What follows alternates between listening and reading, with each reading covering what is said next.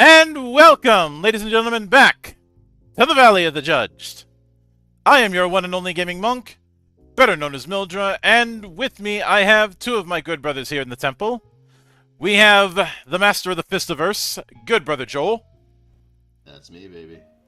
and the man who has his own particular trophy that is a no prize, good brother Doku. Hey, how's it going? I am no longer late, and I am not homosexual. Yet. The jury's out on that one, Dooku. Oh, Thanks. Appreciate that. Speaking of which, cheers. you just wanted an excuse to drink anyways. I don't know what you're talking about. Delicious. This is an ASMR stream now. We're just gonna listen to everybody Delicious. sipping. No, Delicious beer. Oh, Oh, so good. that is okay, fine. that is disgusting. It's one way to start the stream. All three of us are in different parts of North America, and both of you can feel me staring at you. Oh yeah, there's one eye per participant in this, and they are burning right into my soul. Mm-mm. Alright. Mildred's gonna have to get a Thrag model. Oh, good. No, I'm not doing that. I'm gonna punch your jaw off. You could at least get the Battle Beast, shawl that he wears. I think that would be fitting. I had considered that at one point, but it would have made the design too busy. Because someone had suggested putting some fur on to emphasize the whole winter part. I'm like, nah, I don't think I'm doing that. But we are back once again with more of Night, and in fact, this will be the wrap. This will be the last segment we do when it comes to Night. We've more or less covered everything that we had planned on covering, and this brings us to Chapter 10, Adventure Settings, which is there's not going to be a whole lot of crunch in this, though there will be some. It is going to be more about GM advice on the kind of stories that can be told with this setting, since I think something that's been made very clear is there's a variety of potential campaign stories that you can tell with Night. Even with the main tone that it's going for. Yeah, it kind of reminds me of Cthulhu Tech, in that it feels like you could do some radically different things with it depending on how you wanted to approach it. Mm-hmm. Unlike Cthulhu Tech, there is a strong consistency in terms of player experience, because you're always going to be the same archetype of character. So although the campaign might be radically different, your abilities will be consistent.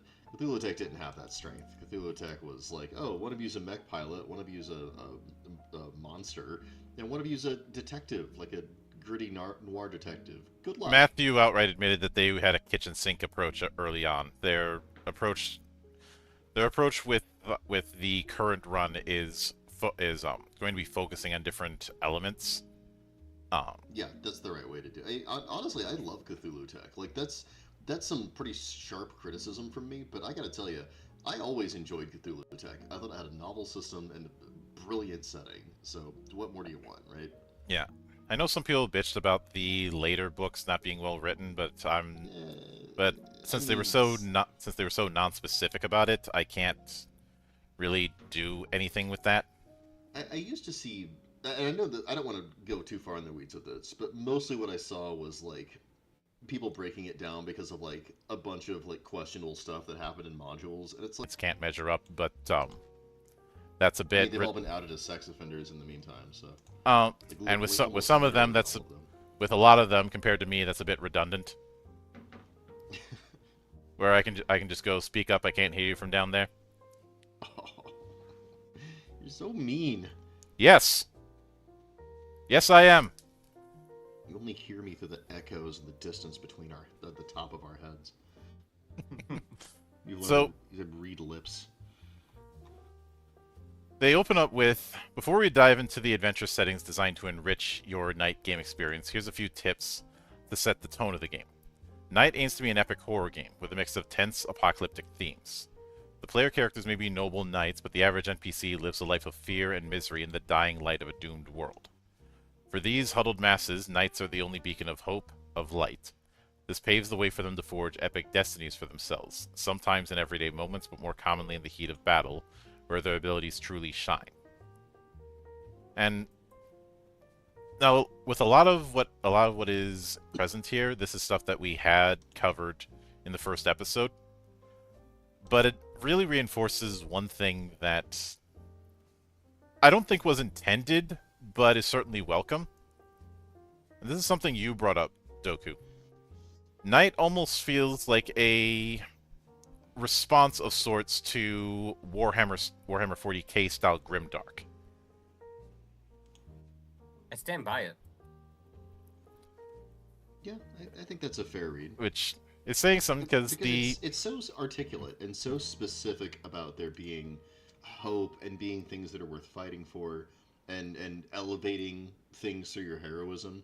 Like, it's not just miserable dark horror kind of for the sake of the grit like it is in 40k. Or even just in fantasy, old school fantasy. I don't know what it looks like nowadays. Fantasy never described itself as grimdark. It was pretty grim though, like for real. It was perilous adventure. That's the thing. It's not a bad thing. It's just okay. The setting and circumstance kind of sucks. Yeah. Do something about it. Yeah. I like to do something about it. I think that's the big delineation mark. As grim as fantasy could get, you also had moments of levity, moments of ridiculousness, things like yeah. 40k has that too. Like, you look at the orcs in both settings, like they're comic relief. It has it, but in smaller supply, I'd say.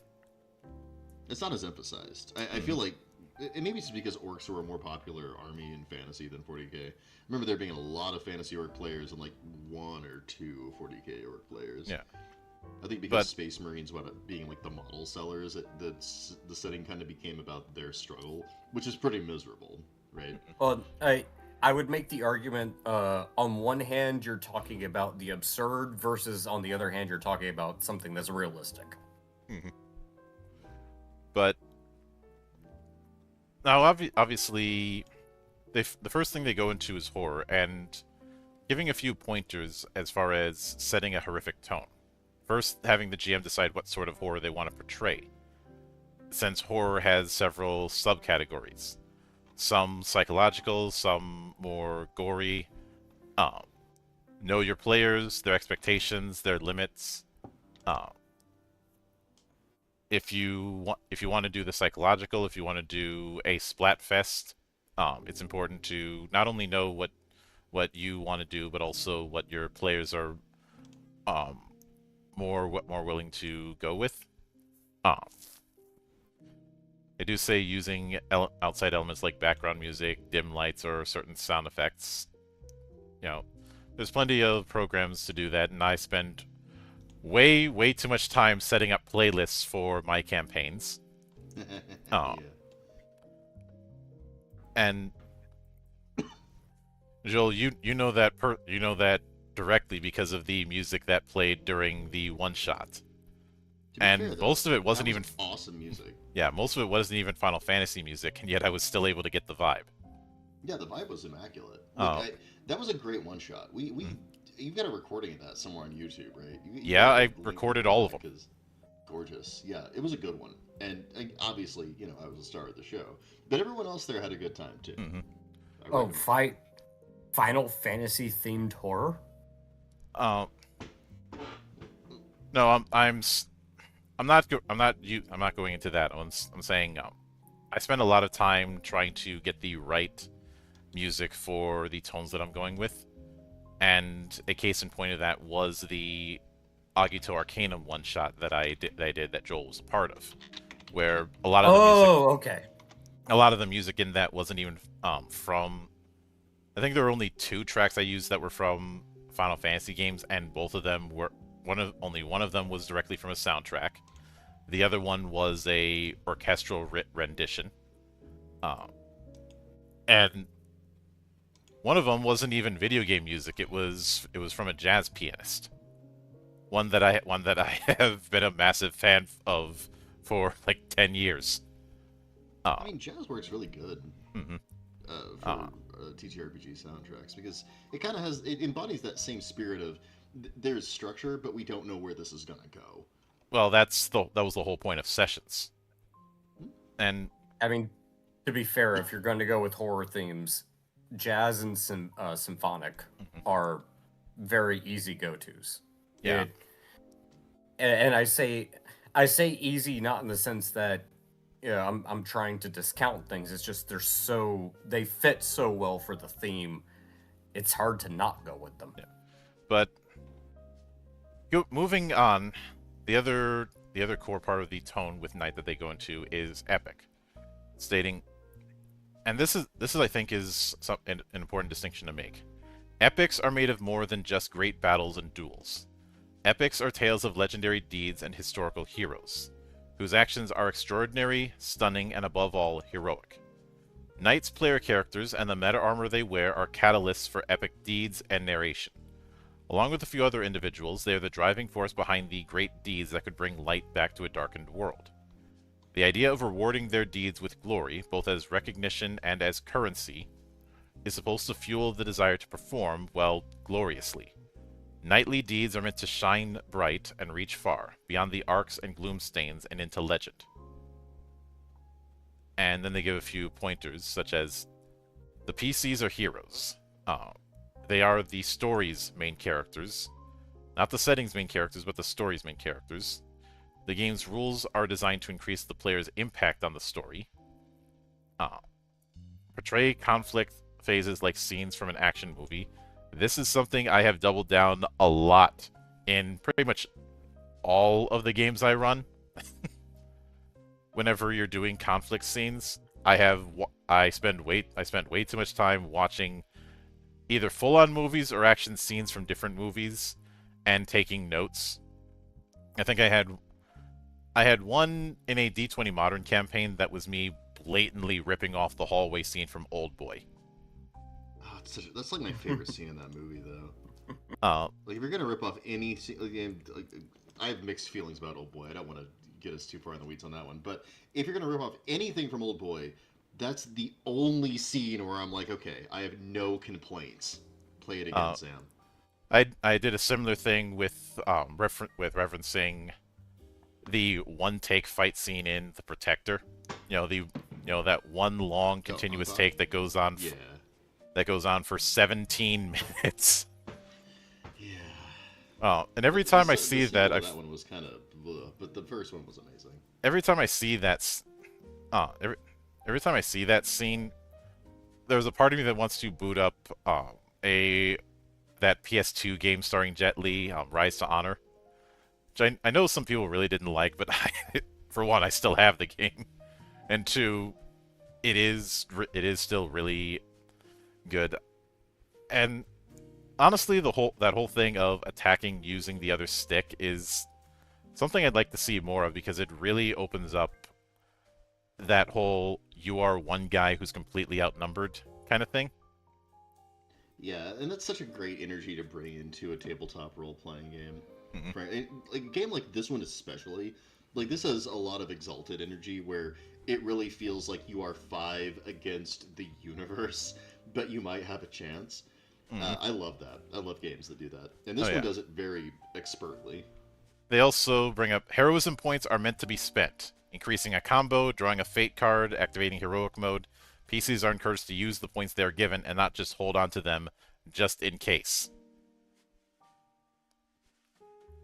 Okay, I have to bring this up because I'm curious, and I expect criticism and pushback. If I'm running a game where I'm expecting something epic, I'm trying to save the world. Versus if I'm running a game that's more horror focused, I'm expecting to save myself. Okay. I don't see anything controversial about that opinion at all. What are you getting at? Yeah, what is this in reference to? Well, no, because you guys were talking about horror versus epic. There's no So- versus. Yeah, there was no versus. No, this is hor.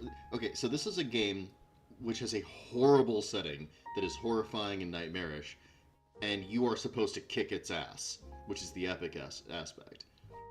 So I mean, it's versus in the sense that you are in character fighting it, but in terms of thematically, like there's no real versus there. It is an epic game because that's the experience of play.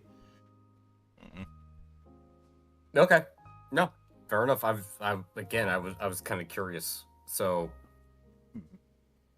Is that a good characterization, Will? Did I get Yeah. that right? Okay. They also go about how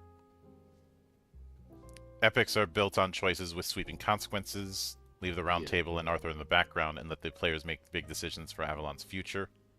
The same applies to missions. Knights are faced with life-changing choices, decisions that may have an impact on their worldview and their morality.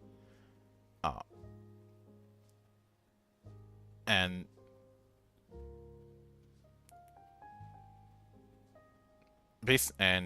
that knight GMs should always remember to underline the terror that the darkness brings, and make their players' knights want to fight it to their dying breath. This is why I've repeatedly said that Knight is what Hellgate London or Destiny would have been if they were actually about something. You're so mean to Hellgate Destiny. I'm mean in I'm not general. saying I'm not going to say you're wrong, but I will say you're mean. Yes. but is it a justified criticism or not? I would say yes. Yeah, I would agree. It's a justified criticism.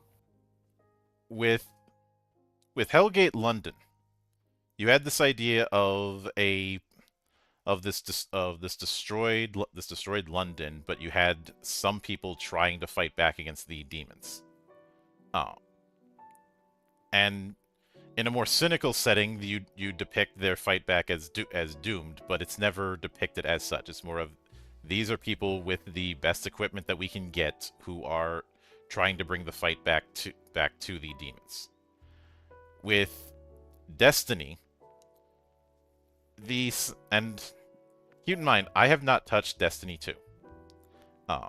When they started doing the whole light level thing, I as a requirement with the Iron DLC, I phased out.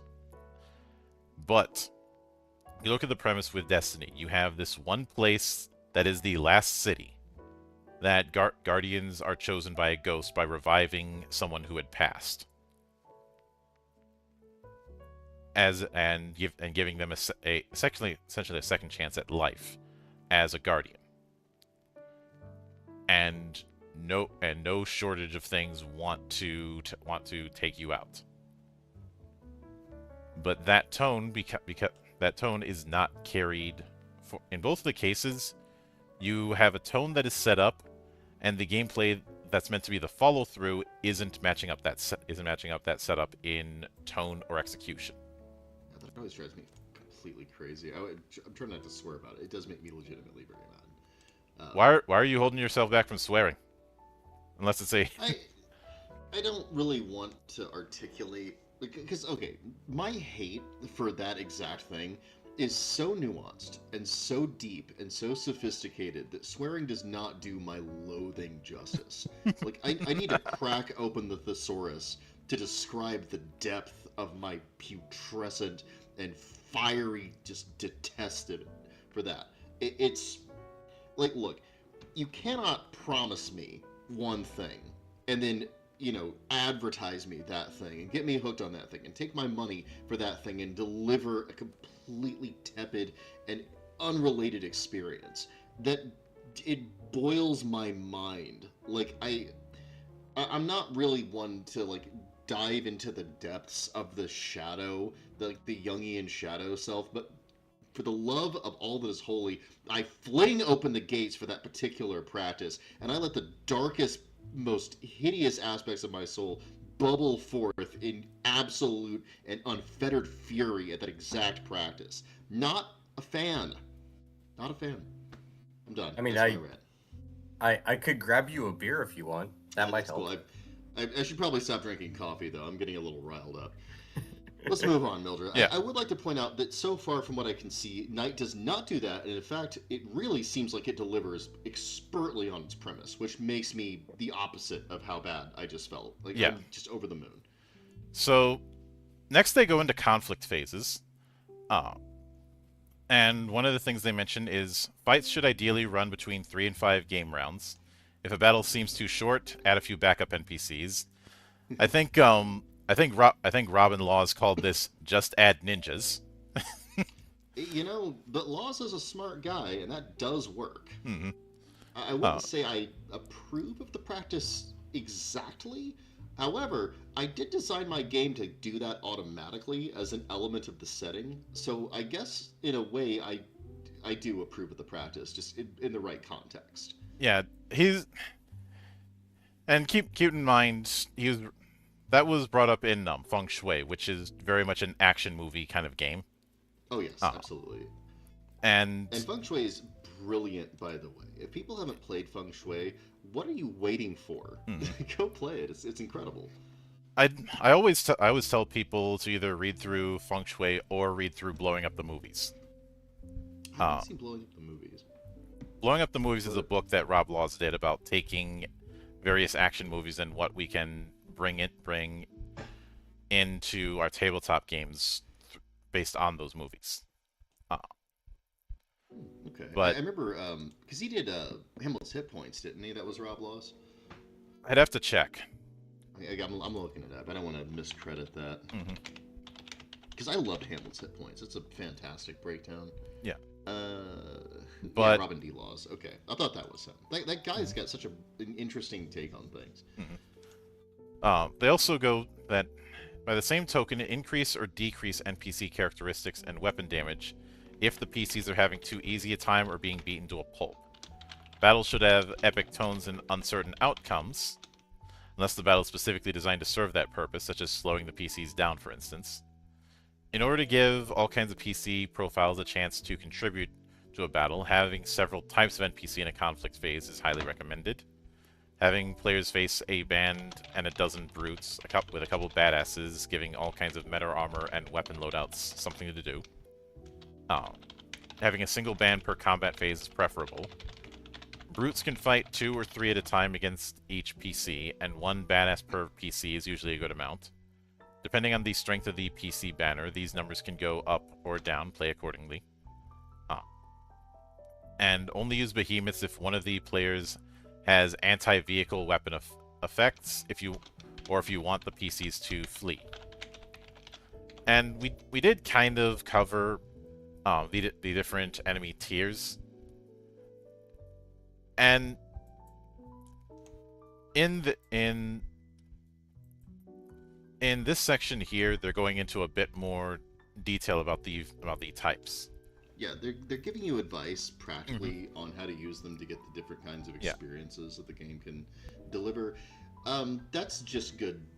In my experience, people ask for this. Like, whenever you go to sell this game and give it to GMs, the question they have is, okay, well, what's a challenge?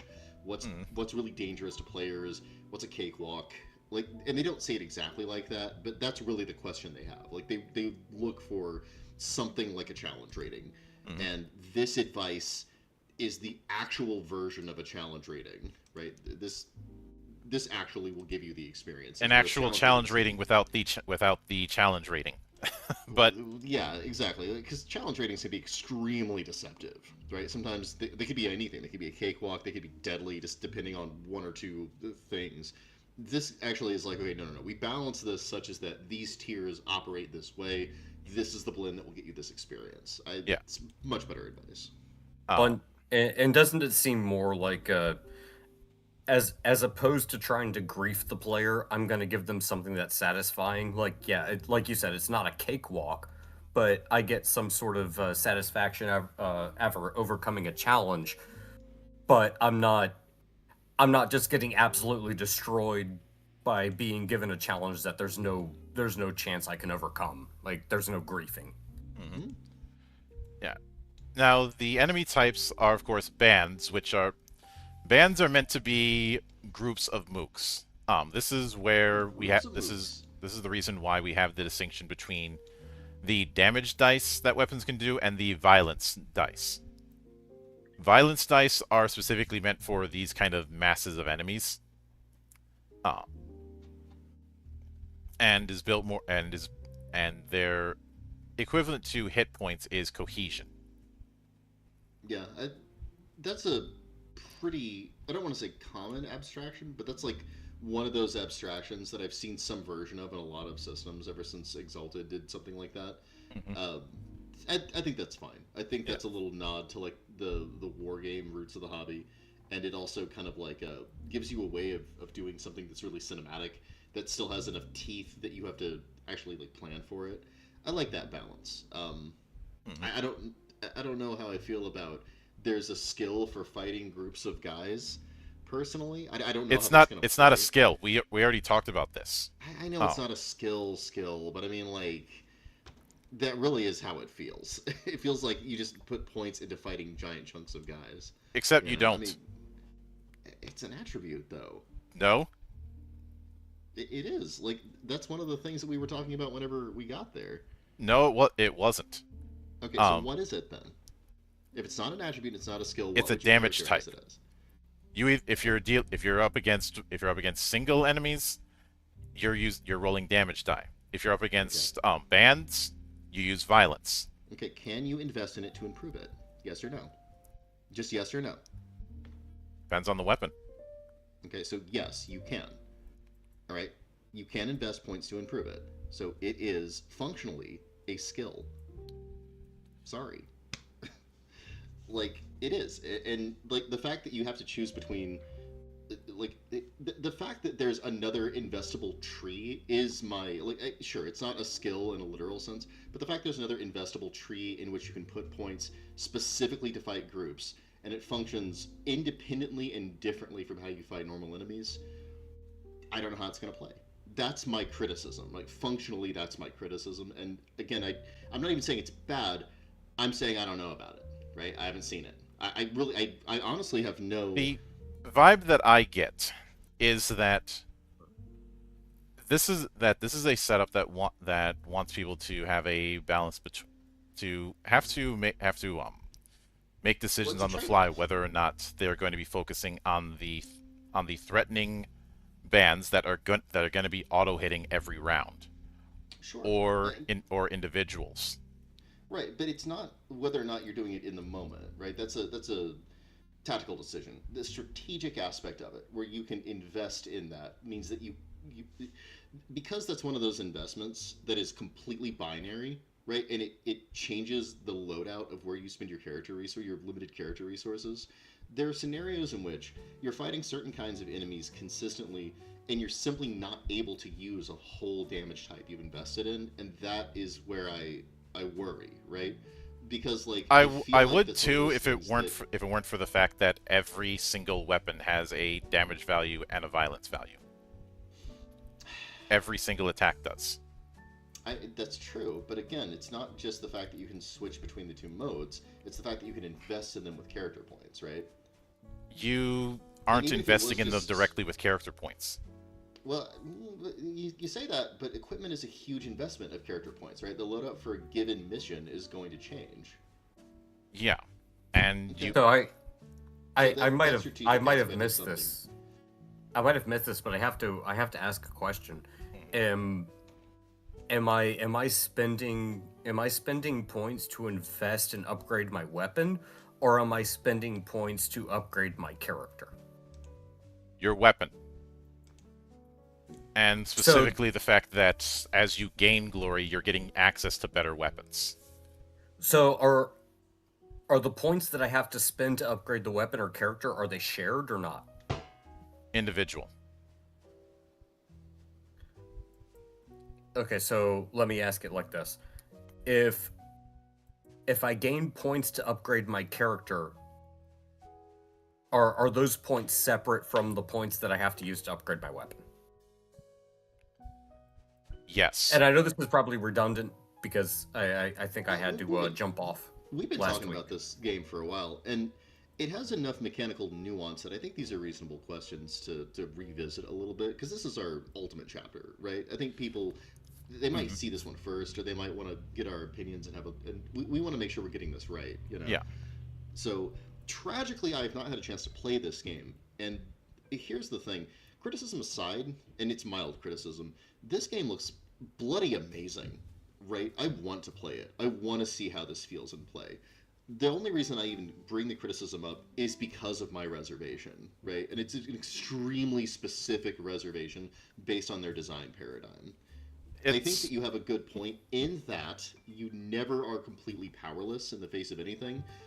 My single point of contention is because you do have a strategic level, like prior to the moment happening, decision to make about where you're emphasizing your strength, right? And because there's no guarantee of a particular type of enemy you're going to encounter, it's kind of a crapshoot whether or not you're going to get a big payoff for your investment or none. And that might be mission to mission, that might change, but I still think that's one of those things where I'm like, I don't know about this. I don't know if this is going to have, like, I don't know why that trade off. In the moment, it makes sense, but as an investment prior to that moment, it has that fancy and spell slot thing where it's like, well, do I need Cloud Kill or not? It will depend on whether or not you encounter something for which Cloud Kill is an optimal target. If you don't, you're going to have a Cloud Kill you don't really need, right? And that's kind of my objection, is like the Cloud Kill yeah. objection. Now, mind you, this From is way. from Your everything that point. we saw with equipment, I don't think that's even something that's going to come up, especially Okay. since um I want to put it to the test, but I'm willing to believe you there. mm, Well, 'cause- and the only reason I asked and the reason I brought it up is because I'm pretty sure that I had to leave one of the previous conversations where you guys How probably talked about this. how But dare you have a life? That's I unacceptable. know, right? Prostrate but yourself it immediately. but it would be significant if I have to spend points on my character or spend points on my weapon, because if I can you're going to if be I can doing both allocate. because how you advance characters and how you advance what weapons you can get are on completely separate pools. This isn't a So case where that's what I was wondering about. Mhm. Like the experience that you get is for developing essentially the pilot. Things like Lori are for developing what you can do with your meta armor. Oh, Okay. All right, I got you. Okay, that says everything I was wondering about, mhm. because that makes that makes the entire game play a very very different way. Whereas if everything was just in one single pool. Yeah. But within the section covering narrative elements and conflict scenes, with each enemy type, they give a collection of examples on how to do kind of the narrative of that enemy type, as well as scenery types. Like, for example, ruins is one example they give. Factory, packed city center, incomplete darkness, because, well, if you're outside of the arcs, that is something to consider. Uh, Speaking of which, we have a lovely image of one of the arcs and the giant ass buildings that festoon it. And they also spend a whole page talking about their inspirations. Knight draws inspiration from many places, ranging from the obvious Arthurian legends for the titular organization to Chinese and Mexican world mythologies, the legend of the hawk and the serpent. It also borrows from a number of movies, works of literature, and video games. Here are some of the prominent ones. And Yeah, looking instead at of that doing picture. one big old list, they bring up what inspired certain elements. So for Oh, meta, really? Yeah, I like that a lot, by the way. yeah, for meta armor and their approximate power, they state the Iron Man movies for their unapologetic liberties with the laws of physics, with the later iterations showcasing what a fully powered meta armor is capable of. Guillermo del Toro's Pacific Rim for the power and visceral brutality of its overblown fight scenes, and Yoshiki Takaya's Guyver for its musings on the wearer's relationship to their armor. Man, Oh, going to the classics with Guyver, that's great. I mean, I was gonna say something if they didn't, but I'm really glad they did. Hmm. And while the Guyver armor is more biological and these are more magitech, you Mhm. do still have a quasi symbiotic relationship with the armor. You just don't have the blatantly obvious weakness that the Guyver armor has. Because protect the control protect the control metal. Otherwise, it doesn't end well. And I'd also bring up the some of the powered armor manga and anime that I've seen. Like, have any of you seen Gasuraki? Hmm. I haven't seen that one. Uh, which has some very good power armor, but also it reinforces how much of a strain it puts with the fact that if that you have to be administered certain drugs or using the thing will kill you just because of the It's strain it. Hmm? a literal mental and physical strain. Like Yep. you need to be shot up with steroids just so that you can use the armor. Hmm. Yeah. Also, while the time loop is a big part of it, I do enjoy the exosuit setup in All You Need Is Kill. Yeah, and it's nice that they're going with the quite literal adaptation of meta armor because Mhm. it is literal meta. It, Mhm. that Uh, being said, they are actually no, never mind. I'm not gonna say what I was gonna say. yeah, but then Self-censoring. for general ambiance, they said Pete Travis's 2012 movie Dread for a glimpse at what an Ark and a Forsaken Lifehold would look like. Yeah, I love that one right on the page, like right after the clear "This is Mega City 1" piece of art. That's Hmm. great. Because I was like, wow, they really did Mega City 1 here. Oh, okay, well, there you go. Which I am I am glad that people have Dread got a bad run because of the backlash of the whole 3D push at the time, as well Oh, as yeah. distributor issues. Um, Which is awful because it's such a good movie. uh, It's so and good. I know a lot of people give the Stallone Dread shit, but I will note this: Stallone didn't want to take the helmet off. Yeah, but you put Sylvester Fair. Stallone in your movie, right? You want to be able to show his face off because that sells tickets. That's the theory of the time. So I Uh, understand did I why, did I tell but you why the whole Dread doesn't take his helmet off rule came to be? I think you told me, but you could tell our audience. Hmm. Uh, It's at fine with one me. point early on, they were going to contract out comic work to some student artists, which that's not too out of the ordinary. That tends to be how the experience pipeline tends to go. You get some work as like a college student before you can work on an actual comic. Uh, but the art that they got was so bad it was unusable. So they took one of the pieces, put a big censored tag right over it, and thus made a tongue-in-cheek joke about his face being so hideous. Later on, there was the claim of, oh, it's symbolic because Justice has no face and all of that.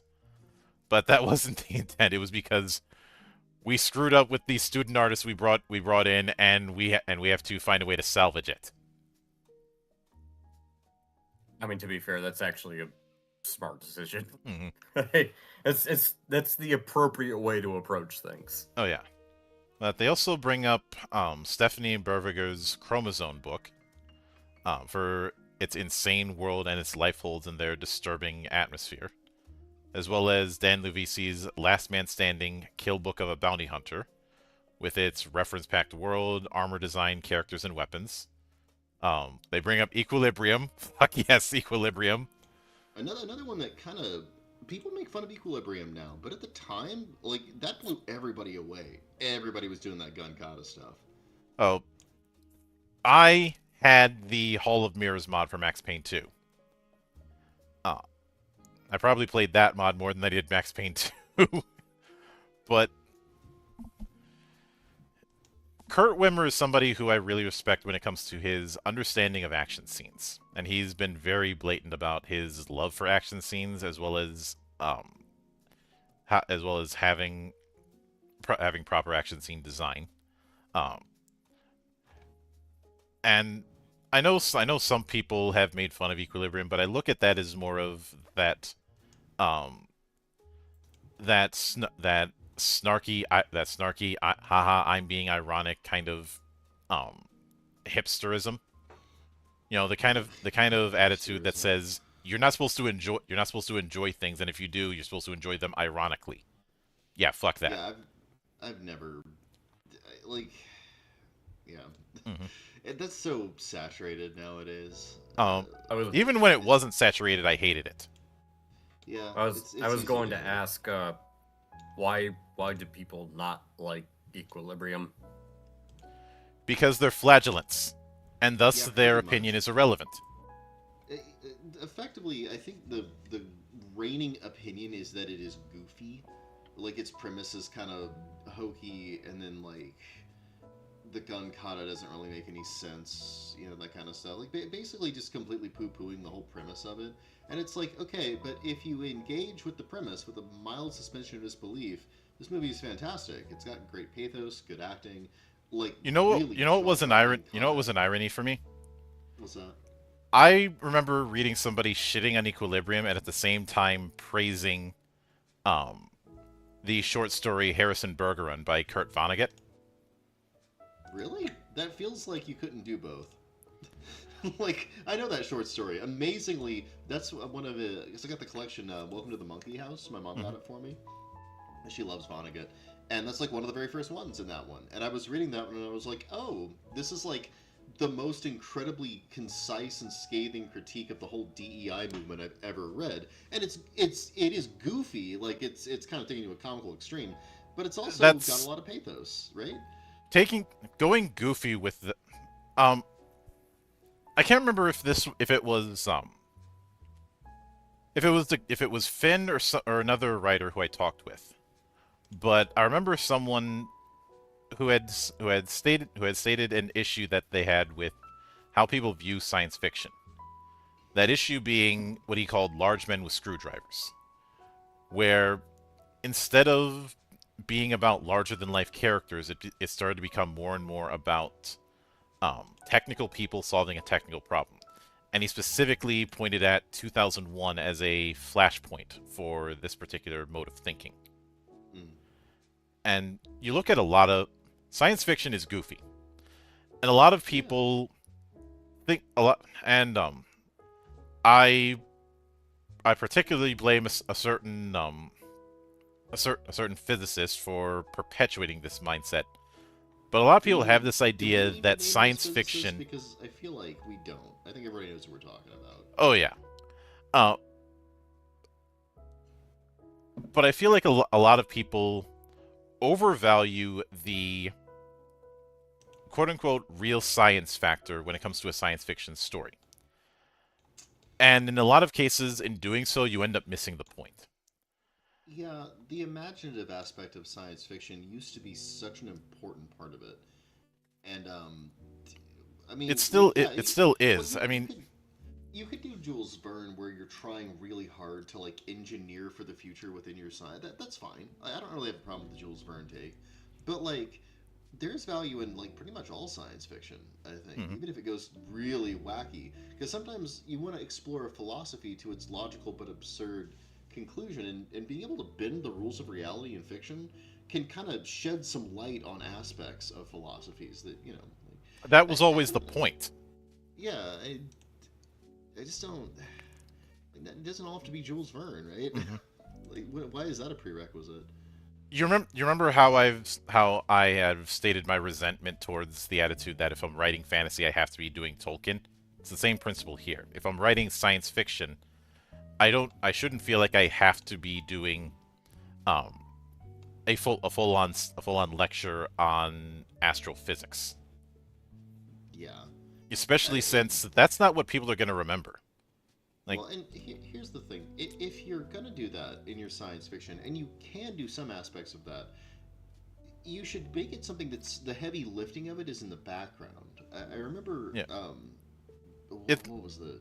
Let me there's be clear. something- Let me be clear, Joel. My issue is Yeah. not the presence of it, but the idea that that's what I have to do. No, without that, good that reason. should never be a prerequisite, and especially, it's just like this is one of those things where it's like I feel like people who don't write have opinions like this, and people that do write are like, "You're an idiot," Mhm. right? Or it's like, "Where do you get your ideas?" What do you mean? Yeah. Do you not have ideas?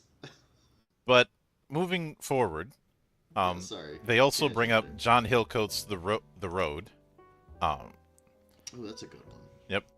as well as Yeah, Alan he and got some- Albert Hughes' The Book of Eli, which I remember people shitting on The Book of Eli, but there's a small part of me that enjoys it. I like the Book of Eli. I think that it relies a little heavily on its twist to like, but whatever, it's fine. I never really had a complaint with the movie. Yeah. So, when it comes to the inspirations for Avalon, the organization, they bring up S.H.I.E.L.D. First and foremost, man. Mhm. And not only that, but cite exactly where it started Holy out crap, they do. They bring it to Strange Tales 135. That's Mhm. awesome. as Way to go, guys. as an approximation of its reach and influence. Warhammer 40,000 Space Marines for their general hierarchy and inhumanly powerful soldiers. Yep. And, of course, the video game Hellgate London. There it is. Its order of combatants facing immensely powerful supernatural beings. Okay, I gotta walk it back. You're right. They even cite it. Hmm. I didn't even know that they were gonna. I completely skipped that part. I didn't know that they were gonna cite it. I was just getting that vibe just from what we were reading. Ultimate Mildred justification. Like, a complete generational win on that one. Beautiful work. Monkstradamus strikes again, and I keep telling people, I don't try and act like I'm always right. I just seem to have a better KD ratio than most. Yeah, well, I mean, proof's in the pudding, right? Mhm. We're looking at it. So But- that's beautiful. That's beautiful work right there. Then they bring, for the Darkness and Denizens, they bring up a lot of works from Tsutomu Nihei, which is good. Tsutomu Blame, Nihei is great. Biomega, Knights of Sidonia. Yep. I've not read Knights of Sidonia. I need to get on that, but I've Yeah. read Blame, and Blame is amazing. I have called Blame my favorite manga to read. I have also called Blame unadaptable. I don't want it to be something else. Is that What- weird? What I mean, Right, what I just mean want- by want that it to be is Blame. Blame does not work in animation. No. No, and why? I mean, like, why? Why would you even try? Like, it's so Oh, perfect just as it is. It's been tried. It also didn't. It also doesn't quite work. I think there were a It couple. couldn't. There were a couple weird ass DVD extras for a couple of the volumes, but that doesn't really count. You see those things all the time. There was that one movie on Netflix that I'll give them credit for trying, but whenever you're dealing with seinen style manga, you're trying to do animation, you're going to be having a rough time because you look at like the big four of seinen and they are all very, very detailed. And that kind of detail is going to be expensive. And for the record, what I'm referring to when it comes to the big four or the four pillars of heaven, to reference 90s All Japan, is Berserk, Vinland Saga, Kingdom, and Vagabond. Yeah. Of those four, Berserk has had a cursed history when it comes to its anime adaptations. Even with the ones that I like I like the 97 anime, but Yeah, it the does a lot of OVA was- shortcutting. It does, and I love that OVA, but if you compare it to the manga, you're There's right, a it's lot of stuff that got severely cut. lacking. Well, yeah, and- and it really gives you a very different version of the characters than emerges as from a natural reading of the manga, right? Mhm.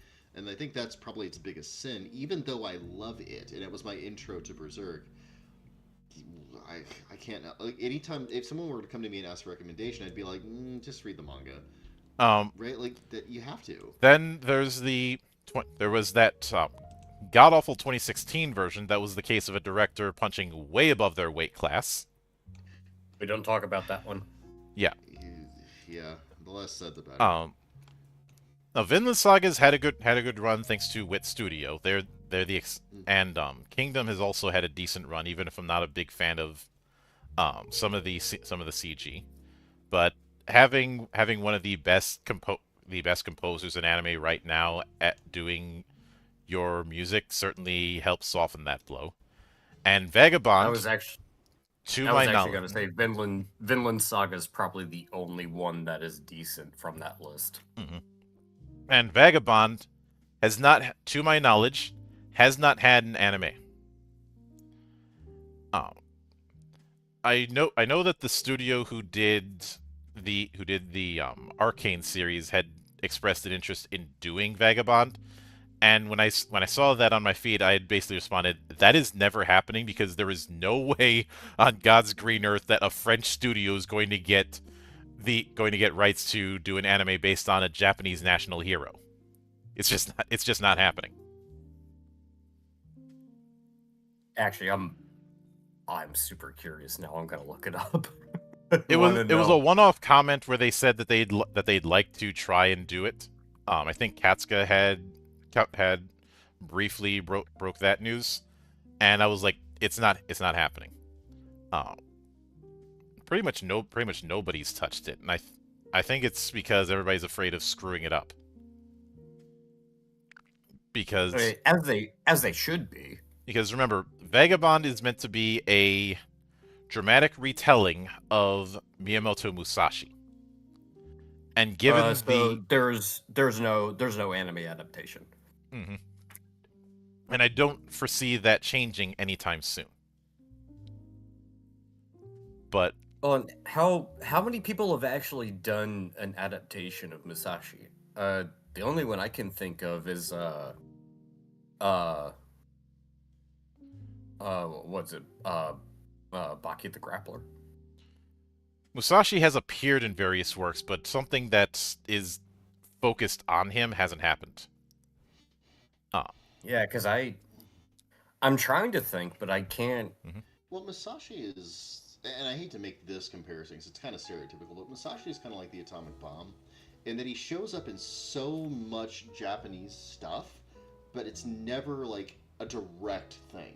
They're never like, here's what happened during the bombing. They're never like, here's the exact life story of Musashi. It's always something that influences, like, philosophically, or like some of the character beats will be the same, or like someone will reference them, right? Or like just, and it'll just be something that's influential in the work, but it's like so culturally saturated that like they just don't feel the need, you know. It's like the same thing with like Christian imagery and American stuff, where it's like, okay, you're gonna see like selflessness and sacrifice, you're gonna see betrayal, you're gonna see like the beats of the life of Christ and so many things, but we so rarely do a here's what Jesus did because it's just total cultural saturation. hmm Well, but that's because Musashi is essentially the same type of character as like King Arthur is, where Mm. the Yeah, King the Arthur, another good reference point. So saturated that sometimes we don't even know we're doing it, right? We well, have it's someone because get the magic, destiny weapon out of an impossible place, and we don't even think to ourselves like, "Oh, this is the sword and the stone," right? well, and it's because those individuals are so over the top ridiculous Oh, that they're just that so they deep. are they are quite literally mythical characters. Well, I mean, they're just like I said, they're part of our cultural bedrock so deep that we don't even think about it whenever we reference them now. yeah. And I think Musashi's kind of that, you know. Oh, And 100%. now moving past that, they also note that the safeguard in Blame was an influence on the creatures of the mask, which yeah, that I can definitely see that. Um, Yep. they also bring up Princess Mononoke for Hell physical yeah. manifestations of despair. That's a really good one, hmm actually. Also, it's unbelievable to me how few people reference Mononoke when it's, again, one of those things that it basically inspired everybody. Like, you can see references to it everywhere. You hmm see it in game design, in art for games, and nobody says anything about it. It's weird. This is like the first time I've seen it referenced. Um, there's been I've seen a few projects that reference Ghibli, but they're never they're never very specific. They're referencing a Ghibli as a vibe, Yeah, I think but Exalted referenced some of it specifically way back in the day. I think if there's anything in Ghibli's catalog that I think would lean into some of the stuff that Exalted is going with, there are two movies that immediately come to mind. House Moving Castle. I was actually gonna say Laputa. Yeah, Oh. Laputa feels a Oh. little more foundational to me. Laputa is one of them, and another one, for different reasons, is Spirited Away. Yeah. Yeah. I actually don't like Spirited Away anywhere near as much as almost any of the other films. Mhm. But I can't deny that when people think of Ghibli, that's the one they think about. It's Right? That one, and a lot of times like Ponyo and stuff like that. But yeah, it's the less cozy about stuff. it's less about what people think about it, and more of those ones were ones that I distinctly remember being name dropped in the inspirations list for several Exalted books. And Spirited Away feels like such a weird one to inspire Exalted because like if you you've consider got the way the hierarchy of spirits and gods in Exalted, it makes perfect sense. yeah, sure, but like I just don't. I mean, there's so many Shinto works that have a clearer picture, than that one, and that one's so oblique in its reference to it, because it's referencing like a forgotten, almost modern forgotten aspect of like Shintoism as it pertains to Japanese culture, right? Like that's kind of like the whole gag of the movie is that like modern Japanese people don't really have that connection, but it's still there, it's like this is almost a deconstruction. It's like going to Seven Samurai and saying, "Oh, this is the archetypical samurai movie," when not really. It's a deconstruction of the samurai myth. But Yeah, I and must be an outlier because when I hear anything about Studio Ghibli, I think Castle in the Sky. Yeah, Laputa. that we're getting a bit off the rails. So Truth. Yep. continuing onwards, they also bring up Clive Barker and Stephen King novels. Awesome. Which Clive As Barker's ones do they reference? they Oh, don't they just say, do and in I general. Okay. I think it's because there's just too wide of a net to nail it down to one thing. Fair And enough. with Clive Barker, I will say Undying is severely underrated as a game, and even if I don't agree, I'm not a big fan of some of Clive Barker's work. Um, I do respect the fact that he was one of the early people in Hollywood to really go to bat for video games. As I mentioned in the Truth. past, he almost got into a fist fight with Roger Ebert on the matter, and had God, written I would say you should have socked him in the jaw, but nature beat him to the punch. and That's right. I'm dancing on the grave of Roger. he Deal with it. like Barker wrote several books on video games as storytelling mediums. He was one of the early flag bearers when a lot of people in that space, and even now, turn up their nose at it. Oh yeah. Well, And also, Mildred, there's something we should bring up. I've been biting my tongue about this one, but I think it's appropriate to bring up now.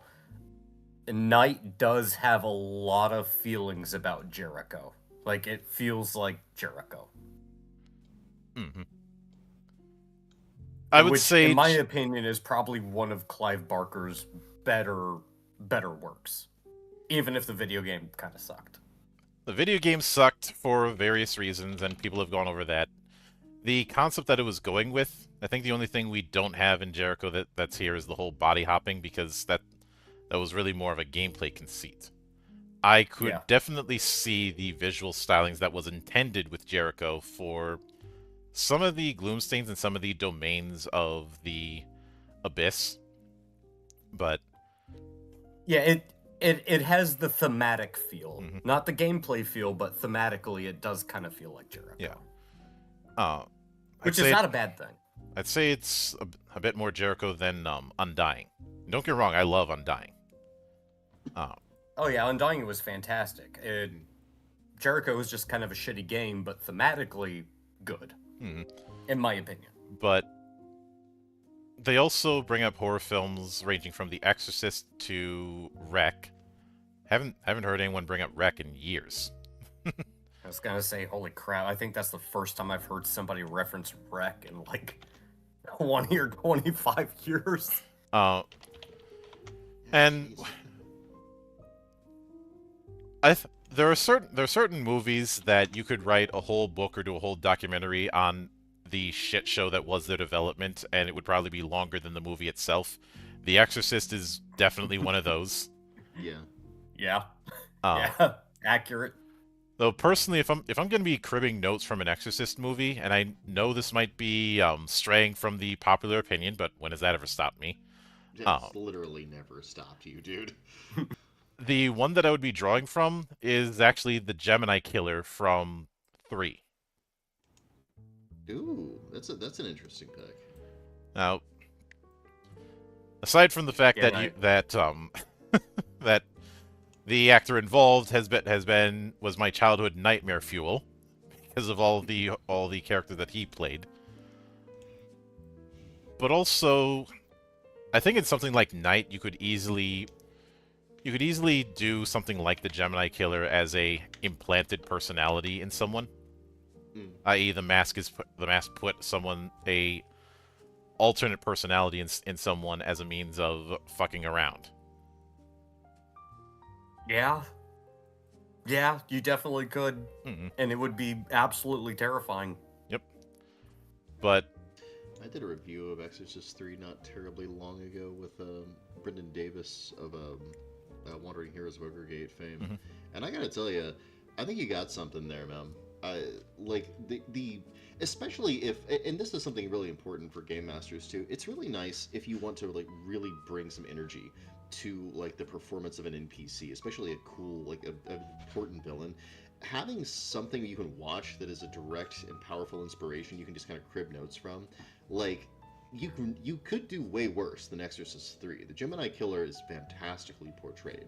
Really intense scenes and stuff that you can just kind of yoink because of how like intense and over the top it is, and just do some version of it for your game and really bring the correct energy across. yeah, So I think that's a great one there, Mel. That's brilliant. I'm currently running, even though it's in a bit of a transition phase. Veil of Eternal Night, a campaign for Mythcraft, which is very much leaning into Gothic horror. And while it is drawing upon a lot of stuff from Castlevania, whenever I do a full campaign, there's always one or two movies I use as my prep. A lot of people would think, oh, you probably watched Netflix Castlevania or replayed some of the games to prep. Oh, No. I hate the Netflix Castlevania so much. No, the two films that I used to help get a mindset for myself might be a bit left field for some. One of them is the Solomon Kane movie that James Purefoy was in back in 2009. Okay. And the other one was Season of the Witch. Gosh, when was the last time I saw Season of the Witch? Season of the Witch is a good one. Yeah. Been a little bit. But moving past that, the next thing they cover is creating your own night missions. Yeah, tell me about this section. This is where I really start to get interested because it seems like, and this is, by the way, if the designers ever listen to this, this is naked praise for you guys. Yeah. It seems like you guys have an actual grasp of people being able to play your game, and like your advice is all geared towards getting that to happen. So I'm really interested in this part because I feel like it's based on a lot of like sound reasoning and experience. So they talk about a set of scenes that can be a sample template for a night mission. The first being introduction, the banner's arrival. It could be en medias res. This is also where the main elements of the mission objective to be done. So if you want to do it in medias res, you could do a flashback to the briefing at the round table. Then the investigation, i.e. what you're looking for. Disappearances, murders, creature sightings, clues leading to the Grail are good starting points. The PC should come across one important clue and several false leads, and major or minor NPCs who could turn out to be allies or adversaries.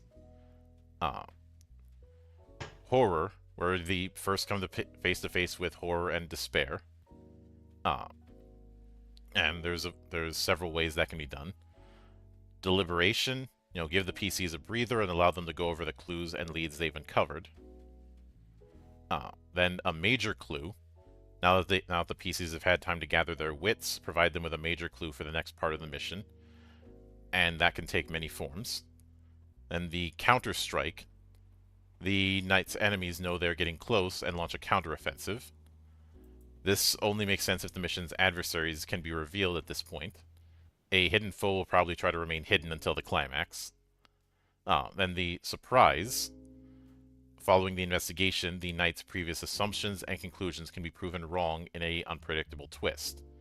A allied NPC might be working for the enemy. A familiar location is actually the adversary's lair, or the enemies turn out to be actually on the side of good.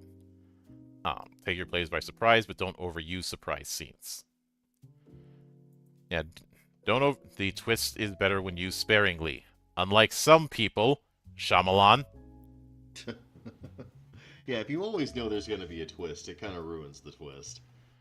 And it's funny you said I'm about me being mean, and like, yes, here's the thing. I legitimately love M. Night Shyamalan. Even a lot of his movies, people like really rake over the coals. I greatly enjoy.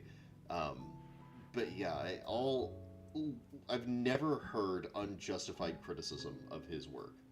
Like, ever. And I've heard a lot of criticism. So I just kind of have to shrug and be like, yeah, but I love my boy. He's so good. I just think that after Lady in the Water, something in him broke. I think during Lady in the Water, something in him broke. Like, it takes a certain kind of man to write himself in as Christ to his own film.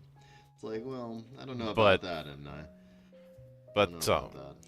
then you get to the reveal, the truth of the mission's mystery, discovering the enemy's hideouts, finding the item you were sent to retrieve. Then preparation, a connecting point between the reveal and the climax.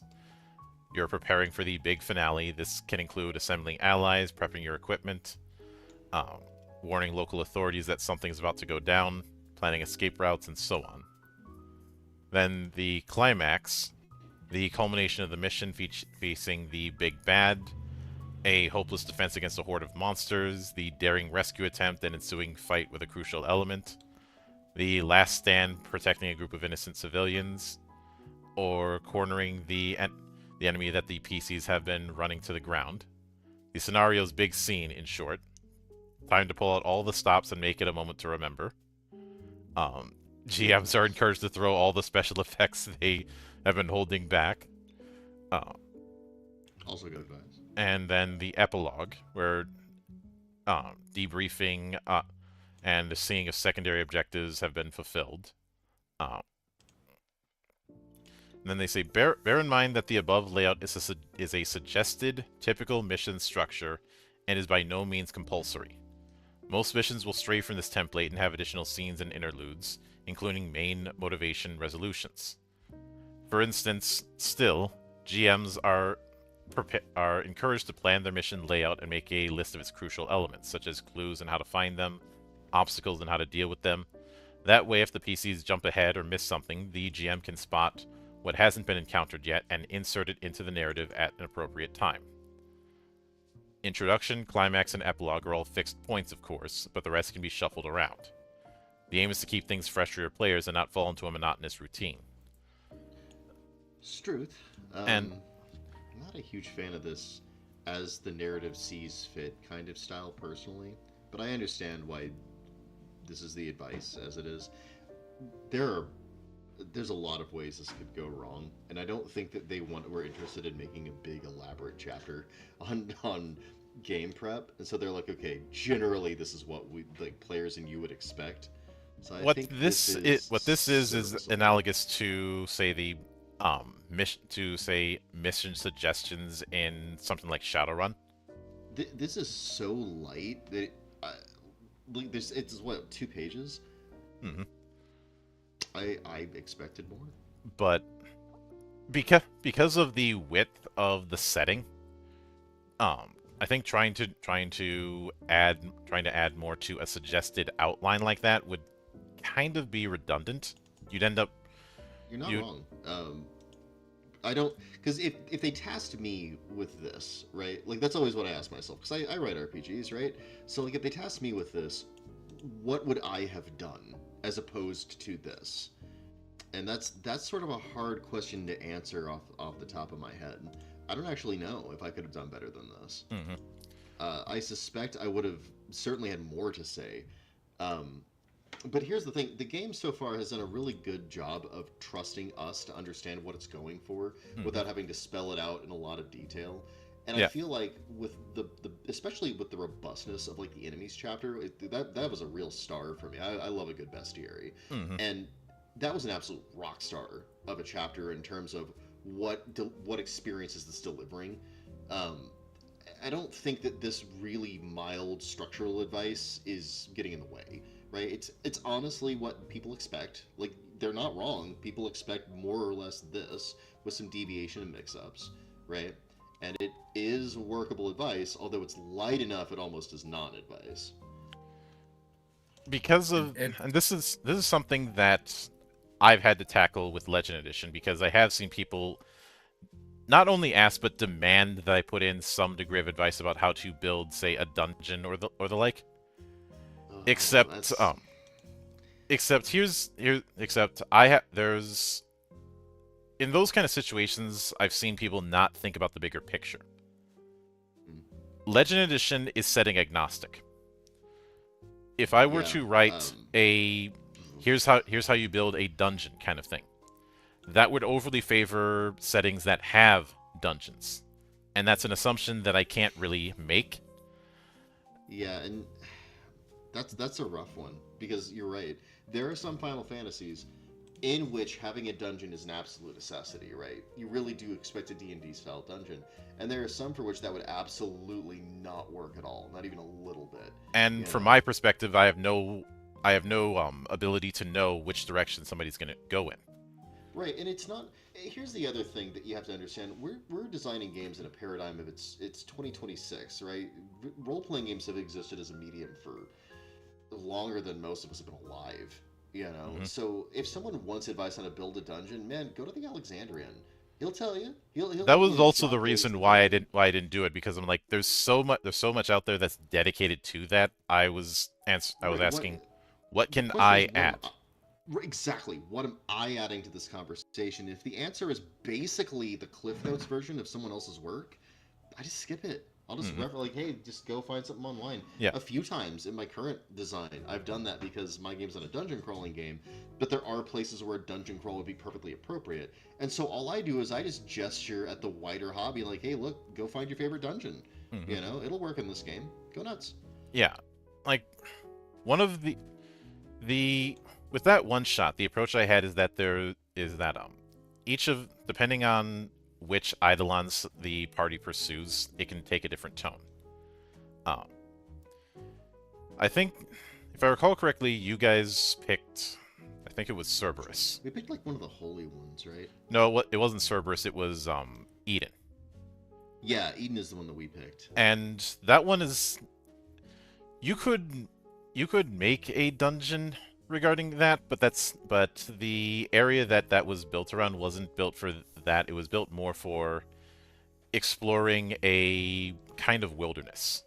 I know that might sound odd for for what was essentially a heaven-like realm with Eden, but you're essentially the idea that I had at the time was you're exploring a area that is both familiar but also alien, much like something not far removed from a smaller scale version of a hex crawl. Uh, Yeah, that's kind of the energy I was getting from it mhm. too. Like it felt like in terms of traversal, we had very broad options, and it Mhm. felt like our characters were moving for significant distances between making choices, right? Which is how a Yeah, hex crawl feels, right? and There's these big obviously, jumps. yeah, obviously, drawing a full hex crawl would have been redundant, Right. which is why I didn't do it. Also, a hex crawl would involve showing the map, and I felt that would take away from what I was trying to get at. Yeah, no, doing it descriptively was the correct approach, I think. Especially because, again, the real meaty part of that was when we started encountering things, right? There was like a moral aspect to it, or at least like a philosophical aspect to it. And that's a very Final Fantasy thing, right? Where there's a literalization of a philosophy and you Mhm. punch it. Like not to hyper simplify it, but like that's Yeah, a very Final Fantasy moment, you know? So that I thought that was and great. you didn't outright meet Eden. You met its representative. Right. Again, very Um, Final Fantasy. but after that, they go into descriptions of some of the arcs. The first one, of course, they go into is the London arc. The kind of atmosphere that it has. Um, it is the places of interest like the city center, the Buckingham Palace. Uh, I do find it interesting that Ishmael Jalam, um, who is the immortal who built this particular arc, kept Buckingham Palace and the living quarters granted to the British royal family completely intact. Uh, the royal family still exists, and King William is the land's monarch, Jeez. though their public functions are lessened. Um, there is also the Shard, which is the headquarters of the Bird Corporation, as Man, personal pet peeve, and this is going to be not a huge thing. The term shard shows up in bloody everything, or some version of it, like shard binder. And I gotta tell you, I'm sick of it. I don't think shard is a cool word. It's like spelling S's with Z's. It makes me cringe every time I hear it. mhm. But go on. But the different life holds as well as the city center have one place in common that is basically the public square of any life hold within the arc, and that is the Bird Mart. Uh, The Bird Mart? yes, Okay. basically a mall that was made by the Bird Corporation. Oh, okay. Bird Corporation. Got it. Hmm. Uh, They're referencing the public square. yep. Uh, Also, the Domes of Light, a semi-spherical structure that's hundreds of feet above the ground that protects the arcs by emitting light up and downwards from hundreds of conducting beams at the slightest sign of danger. Um, Cool. and, I th- and of course, then they go into some of the encounters and archetypes you might meet. Um, and some of them they give full-on stats for. Oh, that's nice. Hmm. Um, I do like that Mr. Pendulum here is he gives me Alfred flashbacks. But also there are Nice. certain dangers within the place, like the Hold Crews, which are basically gangs, or the Anathemites, which is a essentially an abyss cult. And of course, since it's a secret society cult, the mask is probably involved in some form because it's the mask. Yeah. But Yeah. they also give a few seeds that could be used for sample missions, like doing a royal escort or cutting down the cults, or Pendulum's Swing, or Mr. Pendulum, who is the curator for the Royal Museum, Okay, is Mr. called Pendulum's name goes hard. uh, is asking for a favor. In this case, he needs them to get Leonardo da Vinci's painting of the Madonna of the Rocks, the London version of it, from an ultra-secure bank known for its sealed, impenetrable vaults next to Piccadilly Circus. Okay. That's fun. The That's fun. which sounds easy. I know somebody would look at that and go, "Well, that's if it's just a smash and grab, why would you need knights?" The area is being stalked by creatures of darkness, and as soon as it leaves its secure location, they're probably going to make their move to try and destroy it. It'll be fine. Don't worry. Mm-mm. But then they have some on the Tokyo arc, again with places of interest, encounters, and archetypes. Uh, some of them having full-on stats, and even more extended stats in some cases, as well as some of the dangers, whether it be the Nodachi, who the Nodachi are technically allies with Avalon, but Technically.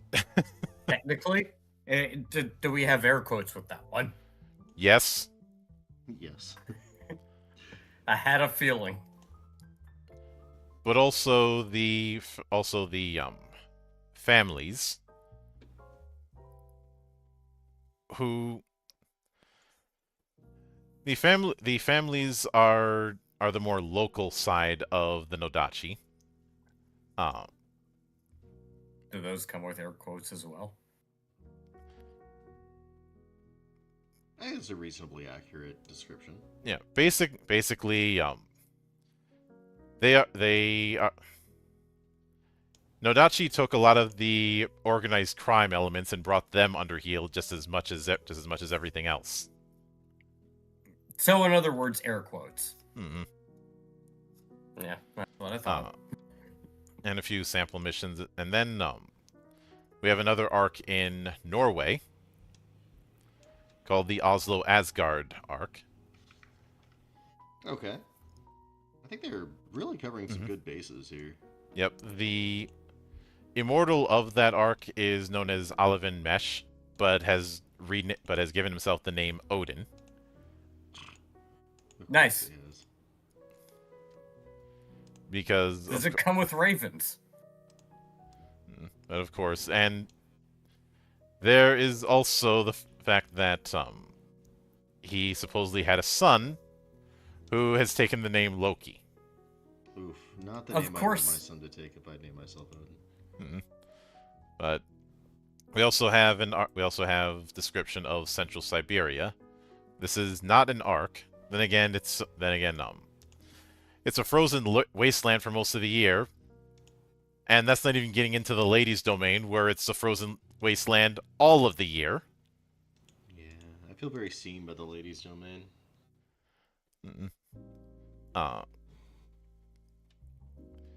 And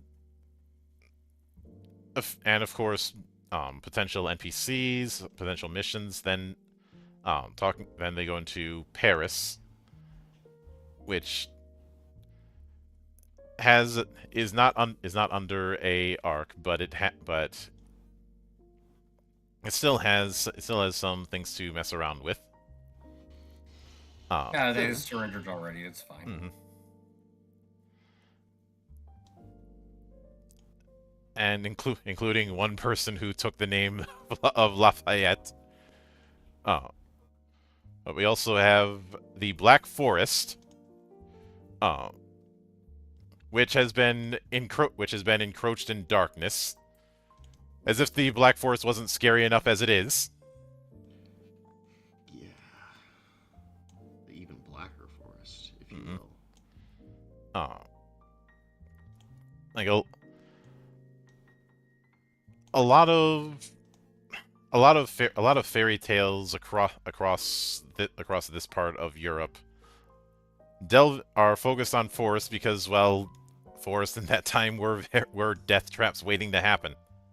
Truth. Yeah, going into a forest was a much more dangerous proposition, and I've kind of relived that up here in Alaska, where when you go on a nature walk, you now have a non-zero chance of being eaten. Like, it's a very different experience. Being eaten or dealing with by a moose. Yeah, I have on multiple occasions called moose the true rulers of Canada. Yeah, that's accurate. They rule Canada. They rule up here too. They're undisputed. And swamp donkeys, I hate them. And have absolutely no problem with picking fights with anyone and everyone. And winning them. Like, they're living tanks. The things are monsters. And of course, I've had my fair share of horror stories regarding bears. Yeah. Especially grizzly bears. my encounter with my bear encounter that I dealt with was a black bear, which wasn't really much of an encounter because the thing was asleep, and that was enough for me to get out of dodge. Uh, Yeah. but grizzly bears, I think people underestimate how big grizzly bears are. If they've never seen a grizzly bear, then yeah, again, they're living tanks, and Mhm. they're monsters, man. There's a reason why Lois and Clark thought that they were demons. Mhm. Like, the size of them is breathtaking. Like, It's it's hard breathtaking, to but quantify. best appreciated from afar because of how viciously they are territorial. Well, they're viciously territorial. They're almost unkillable, right? By anything you'd be carrying on you. Even if you had like a gun, that's really not great odds, right? That's the reason why pilots carry 10mm pistols. Mm-hmm. I mean, Uh, it's only slightly larger than a pickup truck. mhm. Yeah, But Slightly. yeah. Maybe 2 or 3 times the size of a pickup Mhm. truck. It's fine.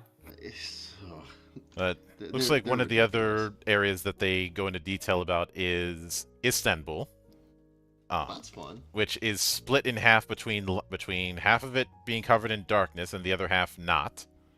Um, So we have Istanbul and Constantinople. mhm. Uh, Although Avalon does have a forward operating base there. Uh, and see, they also go into Manhattan, which is, keep in mind, a lot of the East Coast has basically been taken over by the machine. Though there are still some people in Manhattan. Uh, and honestly, when I think back at Just like real life. the design setup of the machine, I think of the 01 Machine City in the Matrix as well as Virus. Hmm. But we also have Rio de Janeiro, which Another has the excellent choice. which has the um it has basically become the new Vatican. That's cool. Um, Corvocado is a granite peak on the west of the former city center of Rio de Janeiro. Um, this is at the it's mostly where the giant statue of Christ is seen. Uh, and that was where a new Vatican was built. That's all but forbidden to anyone who isn't clergy. Hmm. Which, given the setting that we're in, that makes perfect sense. uh, Yeah, you have to understand that like that was a measure that was most likely adopted out of necessity. So mhm. But we also have Pingyao in China is still around, though it is heavily fortified, and you're still that particular part of Asia, you're still dealing with large swaths of abyss territory. yeah, as I recall, a lot of it got abyssified. Mm-hmm. So Uh, that works though, I think. yep. But one of the other arcs they bring up is the one in LA. And they make a Potentially. particular point of interest about the Museum of Art, which normally that might seem like an odd thing to bring up, but given the effect that art has in this setting, it makes perfect sense. Yeah, it's like a force for good. So like, yeah, I think that's fair. Mm-hmm. They also bring up Nashville. Nice. That is a interesting touch. It's good to have some representation for us Mhm. Hicks. And Nashville does have issues with the machine. And after that, they do give a couple sample missions that you could kind of use as quick starts. So in fact, you have a whole 6 of them: the Dark Knights, the Chill of Night, Night Horrors, the Lost Banner, Experiment T4213, and the Turncoat. Those all sound like a lot of fun. And because of how they're set up, I could easily see running them as kind of a Pathfinder style adventure path. Sure. But and there are a few others in the expansions, but I'm not gonna cover that here. But with all of that said, that more or less covers everything that I'd intended to go through when it comes to Night. So I think this is as good a time as any to give the final thoughts as well as me give my rating of Yeah, Night. sounds good. And at this point, I feel like you can give a very accurate rating. Mhm. So that'll be good. So, who's doing final thoughts first? Um, 1, 2, 3, not it. Damn it! Wait, no, 1, 2, 3, not it. Oh, screw you guys. Oh, you almost had it. You got to be quicker than that. Gotta be quicker, sir. All right, fine. I'll go first then. Mhm. All in all, I think Night is actually a very well thought out game. There are some criticisms, but they're minor. Mhm. They're not a big deal. All things considered, I think it has a lot of flexibility. You can effectively make it an action game or a horror game. Take your pick. You can make it whatever flavor you want. I would say it is an easy 8.5 or 9 out of 10. We don't do I we like don't do numbers here. Okay, fine. I think it's probably one of the more flexible games. It has enough background flavor that you can do kind of whatever you want with it without diluting what the actual game itself is, if that Mhm. makes sense. Oh yeah. Yeah, that's good. All in all, I think it's very good. I think it's very well thought out. Mhm. Also agreed. Oh. So, that leaves you, Joel. Okay. I'm gonna give this game my highest possible rating. I want to play it. Like you really can't get a higher. I have played and ran and been in and read, like yourself, countless role playing games, Mildra. I've been doing this for a long time, and it takes a pretty rare and special game for me to be excited enough to actually want to try it. Night managed to reach that with style, right? It's an easy game to sell to a group of players just because of how much fun it will absolutely deliver. I'm confident it will deliver the correct experience, right? Even if you have a rookie GM, I think that you're still going to get a game in which you have real power trip characters who are able to just smite the forces of evil, and it will be fun to do so. The art is breathtaking. Easy sell. You show that to players, they want to play, right? It has an incredible depth to it, especially again. I'm going to call out the bestiary chapter as an absolute standout for this. But really, again, almost every chapter has style. It has something to say for itself. It has an unambiguous vision that it's able to communicate clearly and articulately. I think well thought out is a really good way of describing that. I would call this, if not a masterpiece exactly, I would still call this one of the most solid and well designed and frankly exciting games that I've encountered in a long time. Right, the last time I had this kind of energy behind wanting to run a game, it was whenever before we had the system for Exalted Third Edition, and we just had the rumors and the designers fresh off of doing 2.5. My expectations were through the roof for that game, and I Mhm. feel like Knight has the sobriety and the skill to deliver on that. Mhm. So for my rating, it would just be: will I play this in the future? Absolutely. Would I invest in a hardback? Yes. I want this beautiful tome to grace my shelves. Um, I don't think I can give higher praise to a game than that nowadays. Not at 40 years of age. So well done, designers of Knights. You really made something special here, and I'm glad we were able to design to review it because I hadn't heard of it before this podcast, and I'm really hoping that we do the good work and bring the word to a lot more people because this cries out to be played. Mhm. And I certainly hope to showcase more of this, as well as the many other games that I showcase on this channel. Oh yeah. Now, for me personally, obviously I have a dedicated tier system in terms of how I grade games, but I mentioned this plenty of times to the point where it kind of became a bit cliche, but this feels like what games like Destiny or Hellgate London especially would be if they were about something. And this is the kind of dark fantasy that I am far more willing to endorse. And the reason I say that is because with a lot of games that want to try and go with like dark fantasy or hard SF or what have you, they hammer that point down, but they don't give you a reason to want to explore that world.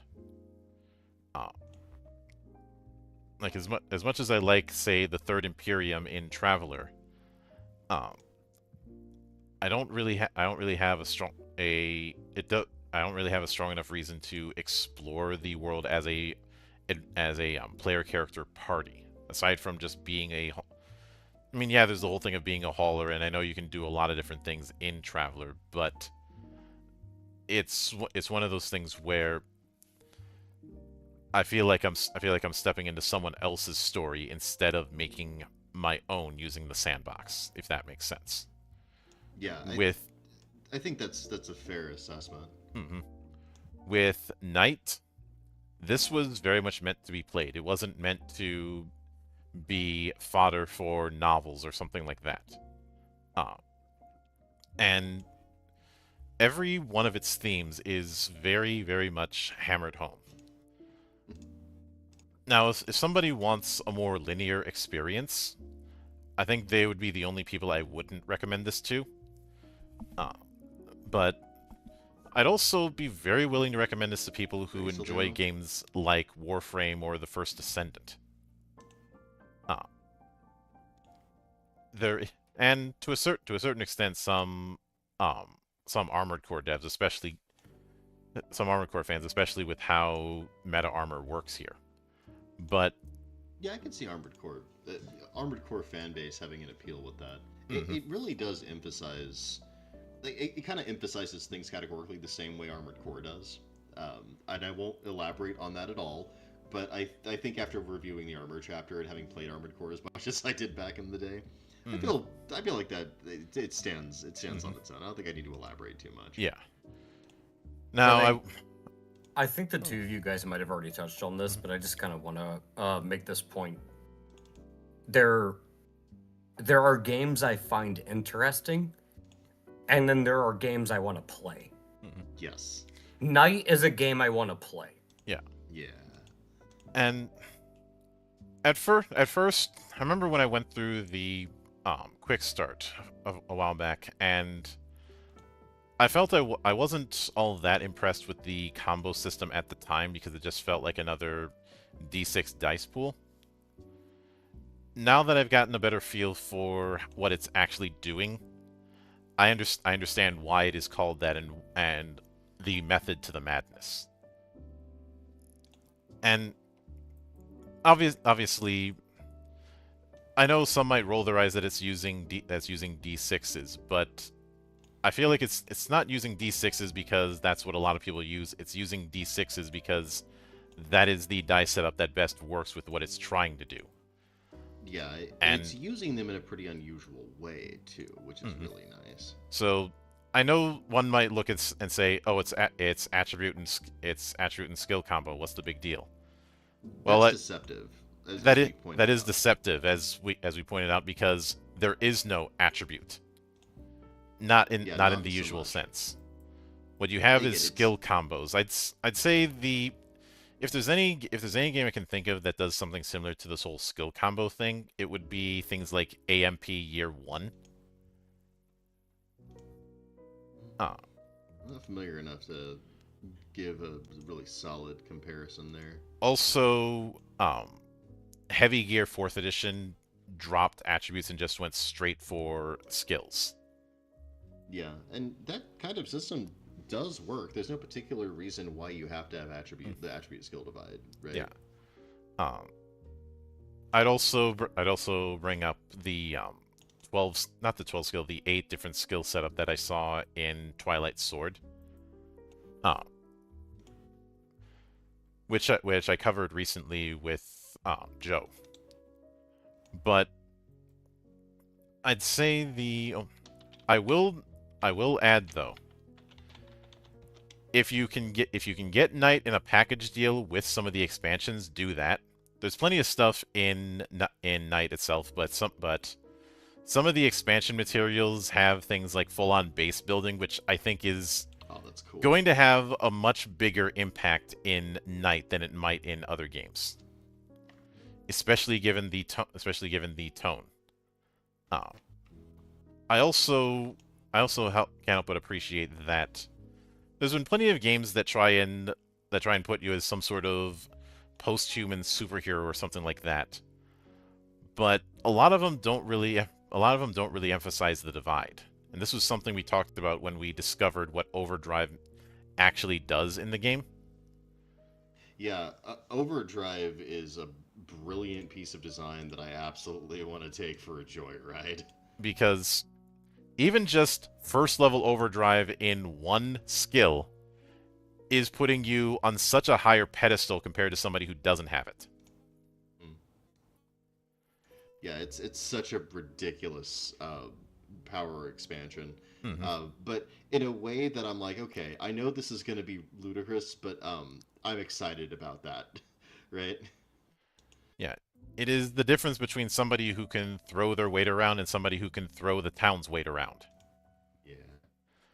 But because of that, if I was to use my particular scoring metric, Knight is absolutely a strongly recommended.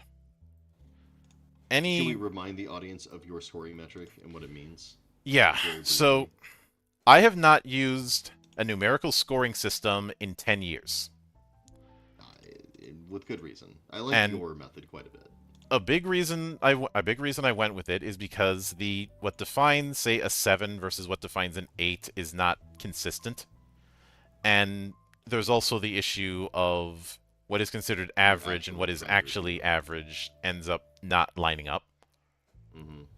And I felt that people hyper focused on the number and not the context.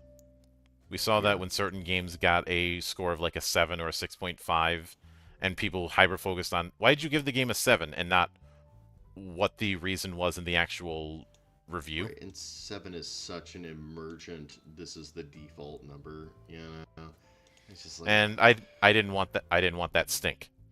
Yeah, so instead, I ended up using a tier-based one that is built less around how good or bad a game is, and more how willing am I to recommend it to people, who I'd recommend it to, and how many qualifiers or asterisks I have to put on that recommendation.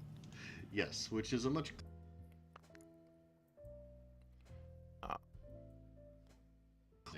in a way where it's like, okay, look, for this extremely specific audience, this is an absolute recommend. However, broadly, and like that's a good distinguisher to have when it comes to a role-playing game, because we have a very niche hobby, and people come in here with extremely niche interests, right? Like I made a Fist of the North Star game. That's pretty niche, right? That's a niche within a niche within a niche. Like that's woof, right? The other reason I take that approach is what could be considered good or bad is always subjective, but it's even more so because the experience is going to be tailored to individual tables, which is something from my perspective I have no control over. Yep. And from top to bottom, the tier system goes like this. Strongly recommended is my highest one. These are ones where I could recommend this to just about anybody with very little in the way of qualifiers. Some of these games are ones that I am bullying people to have on their shelf in some form. Below that is recommended. These are the almost greatness entries, where there's a lot of stuff that they do good, but there's one or two things that's keeping them from getting at the top. It's close, but not quite. Below that is playable. These are ones where you could run them, but you might have to do some house ruling to fix some issues, or there's a degree of specificity that doesn't cancel out what is there. Below that is caution, where you can run it, but you're gonna have to put a lot of extra work in. And below that, at the bottom, is avoid. These are the ones that I cannot in good conscience recommend to anyone without more qualifiers, to the point where you'd basically be making a whole new game in the process of trying to adjust. Squeeze. Pretty much. And like I said, Knighton is an example here of strongly recommended. About a week ago, I covered Mercs, Mages, and Monsters, which is also a case of strongly recommended, because are there some issues with it? Yes, but I don't think the issues were enough of a problem to knock it down a peg. It's not a perfect game per se, but it's doing everything that it needs to and everything that it promises it does, and nothing more than that. And you kind of have a similar energy here with Knight. Knight knows exactly what it is, what it wants to be, and is not interested in doing anything else but that. Yep. It's extremely clear, and it clearly accomplishes its goals. Yeah. You know? That's not to say it's narrow. It's just, Nope.